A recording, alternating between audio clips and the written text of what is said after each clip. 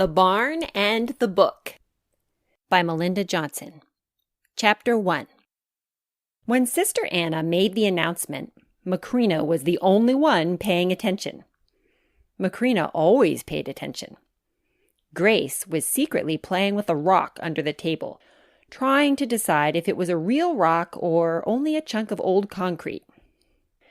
Every other child in the 3rd and 4th grade Sunday school classroom was staring at the long rectangular window along the top of the left-hand wall. The classroom was in the church basement, so the window was near the ceiling. It was clean and bright, like everything at the monastery, except in one spot. Saucer the corgi sat on his haunches on the grass outside the window. His nose was pressed firmly against the glass, and the children inside could see the wet, heart-shaped mark it was making. Little puffs of steamy breath whisked in and out of his nose, dragon style. It was cold outside. Saucer was staring at Sam, who was sitting just below him on the 4th grade side of the classroom table. Sam was staring back at Saucer.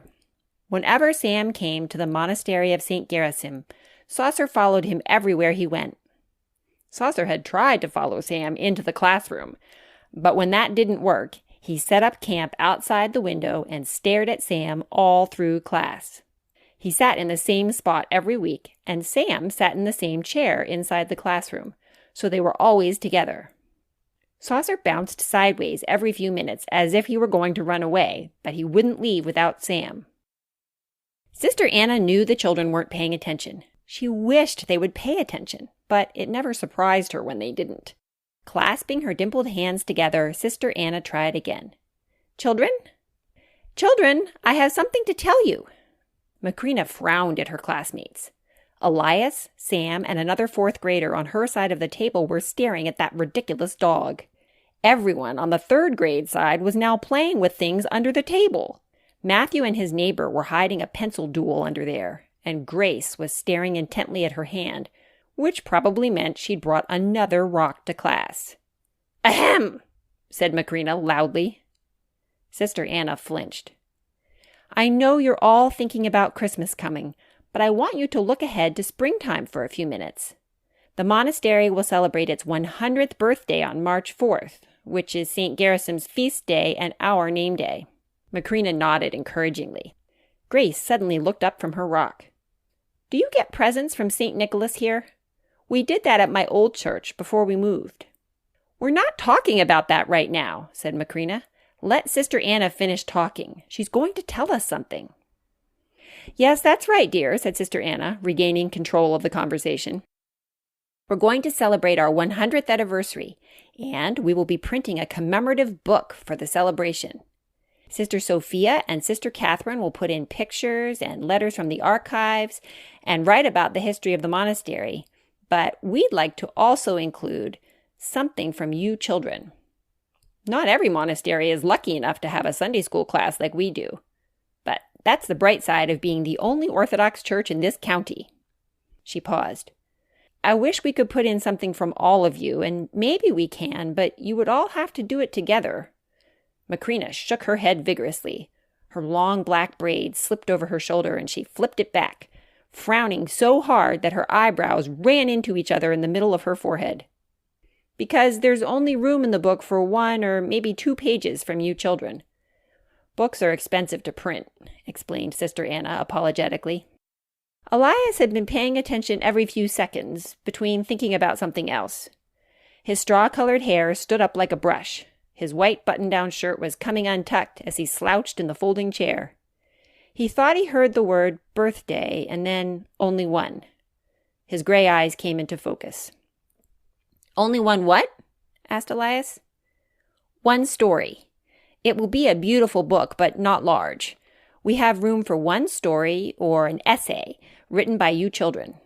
You can do it together, or you can each try writing something and let us choose. Sister Anna paused. Her black robe rustled as she reclasped her hands.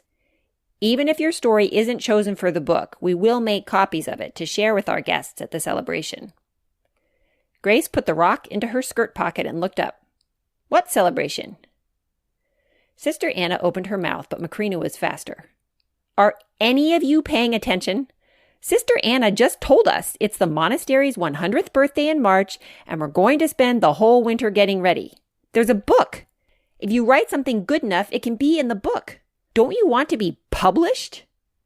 Sister Anna began squeezing her hands together over and over again. It looked like she was kneading a tiny loaf of bread between her palms. "It's not quite being published, Macrina. There will just be copies printed for our guests and our friends." "But it will be in the monastery bookstore, won't it?" asked Macrina. "Yes, dear, that's true."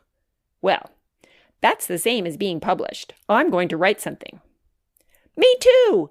I'm going to write something." Grace lunged to her feet and started toward the craft table where the paper and pencils were kept. "I can think of 1,000 things to write." "But only one of our stories can go in the book," began Macrina. "So what?" Elias grinned at her. "So you think no one else should even try just because you want to do it?"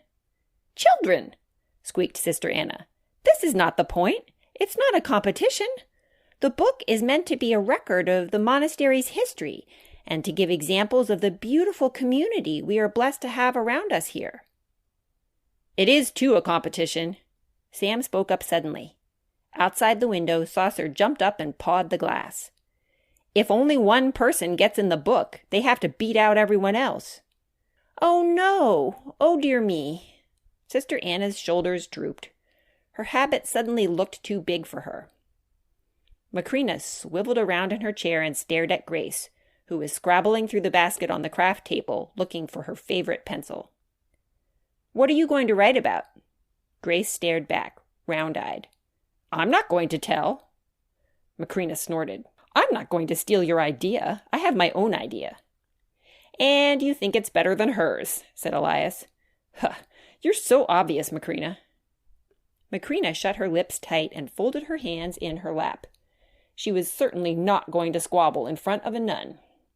Sam got up. "I need to take Saucer for a walk." Saucer was bounding back and forth on his short legs, rolling his eyes and flinging up his nose to yowl at the sky. "You go ahead, dear," said Sister Anna, relieved to be able to approve of something. Sam pushed back his chair.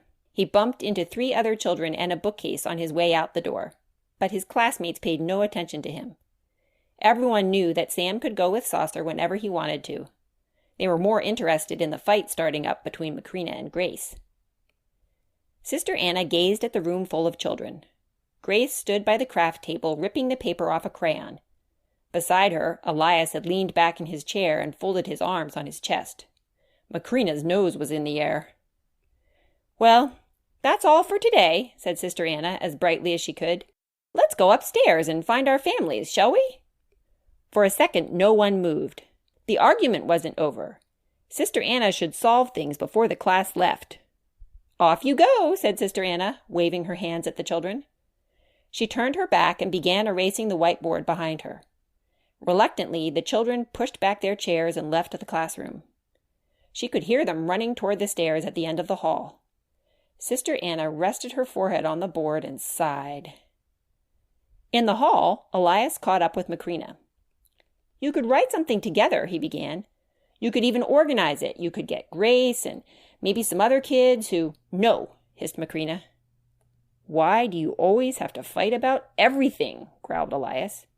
"I don't fight about anything at all. Fighting is wrong." Macrina flipped her braid over her shoulder. "You're fighting with me right now," countered Elias. Macrina stopped walking and whirled around, hands on her hips. "No, you're fighting with me." "You're fighting with me about not fighting with me." Elias put his hands on his hips, copying her. Macrina blew all the air out of her lungs, rolled her eyes, and started walking again. Matthew, who was coming back from the stairs to find his older brother, had to jump sideways into the wall to avoid being run down by Macrina. "What's wrong with her?" asked Matthew. "Who knows?" said Elias. "Did you find Mom and Dad? Can we go now?" "They're upstairs talking to Sam's parents and whoever else, but Dad said for me to come find you." "Well, you found me, so let's go."